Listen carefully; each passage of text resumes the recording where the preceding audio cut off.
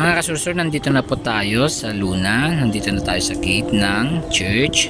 Ito yung tinatawag nilang Namakpakan Church or Saint Catherine de Alexandria Parish or the Shrine of Namakpakan here in Luna, La Union.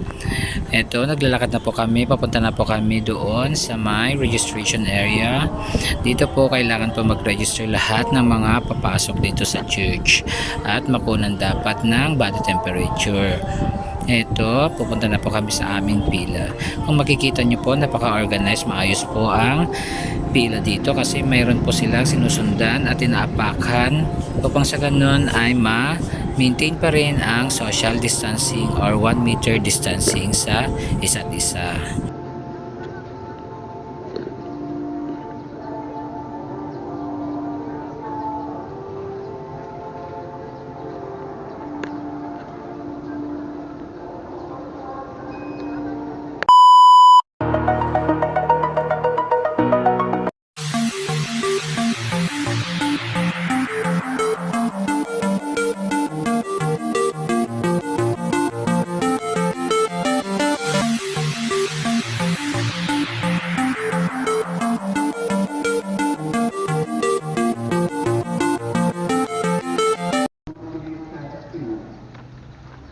Nandito kami ngayon sa Luna Church. Kasama ko si Alex de los Pinos. Hello.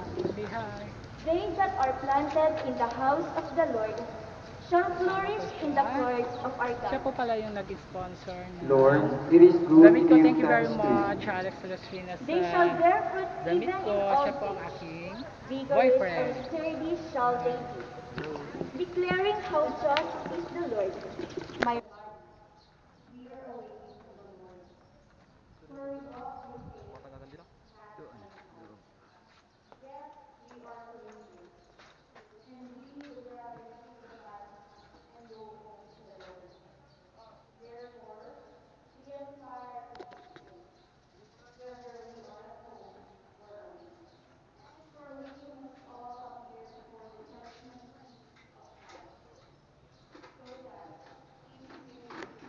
Kuha ka doon ng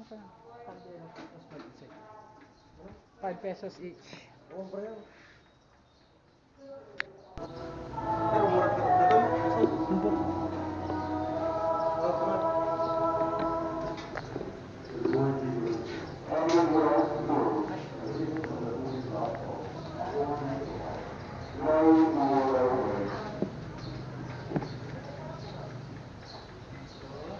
Pesos po yung isa dito.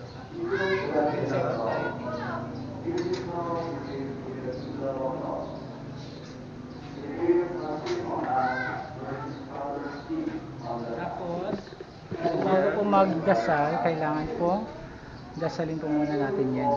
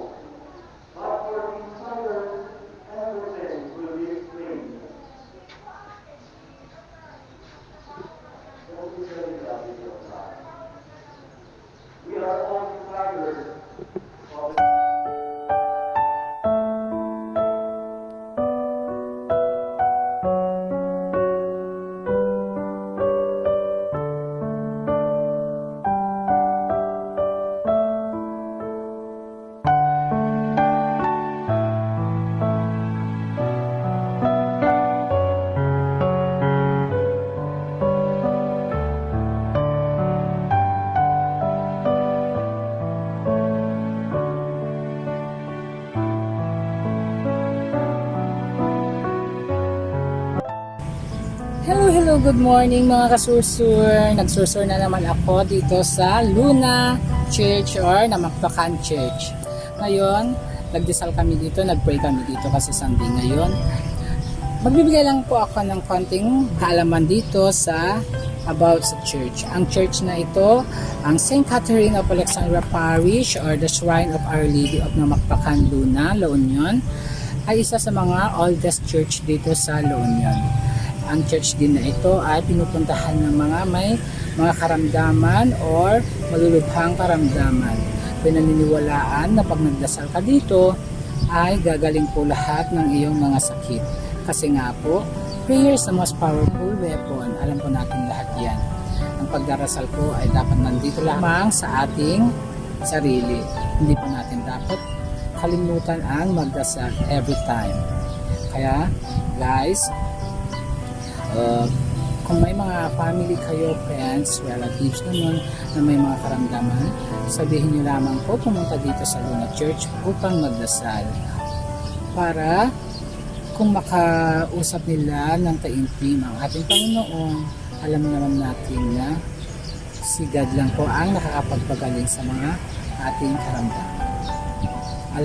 Alam din natin na ang ginagawa ng mga taong nagpupunta dito ay yung pagkuha nila ng tubig gaya ng gagawin ko mamaya guys, mga kasursur.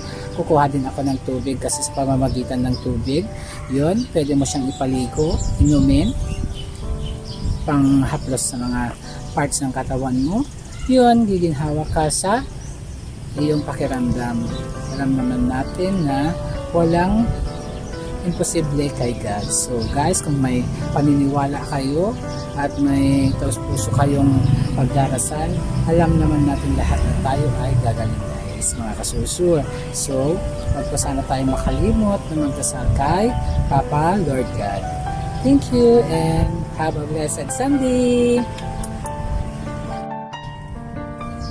Hello mga kasusur ng Bagang Bigat, dati kami Luna, may kami nakimas. In Tagalog, nandito kami sa Luna. Dito po kami nakimas. Nandito kami ngayon kung saan. Dito yung balon dati na ginawang gripo or may bombahan na siya.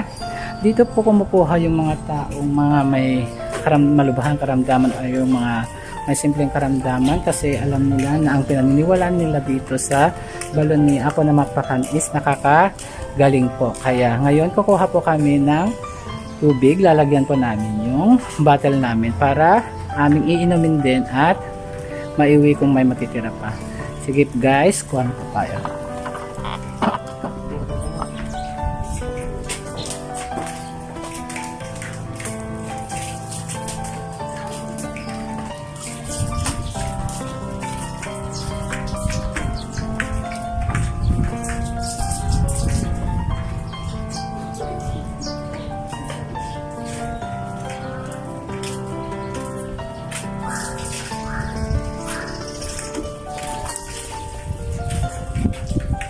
Ito na guys, nakakuha na kami ng tubig at ngayon aming iinumin to pag saan kami pupunta mamaya at mag-vlog. Sige guys, sundan nyo yung pupuntahan namin.